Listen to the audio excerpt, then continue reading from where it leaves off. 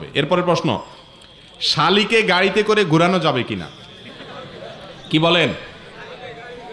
শালি যদি ছোট হয়, একেবারে ছোট বাচ্চা মানুষ হয়, অপ্রাপ্ত বয়স 2, 4, 5 বছর 6 বছর, তাহলে এরকম শালিরে ঘুরানোতে অসুবিধা। কিন্তু শালি যদি প্রাপ্তবয়স্ক বালেগা হয়, তাহলে এই শালিকে নিয়ে গাড়িতে ঘোরাঘুরি করা আর জাহান্নামের দিকে যাওয়ার ভিতরে কোনো পার্থক্য। নবীজি সাল্লাল্লাহু আলাইহি সাল্লাম বলেছেন, শালি শ্যালিকা হলো ছেলেদের জন্য মৌতের মতো, মৃত্যুকে যেরকম ভয় পাওয়া এরকম ভয় পাবা। অনেক বউরা এগুলা খেয়াল করে না, খেয়াল করবেন। আপনার স্বামী, আপনার ছোট বোন যার বয়স 14-15 পার হয়ে গেছে বা বালেগ হয়ে গেছে বা দেখতে বালেগের মতো মনে হয়, তার সাথে একা একা থাকবে, ইটিস ফিটিস করবে।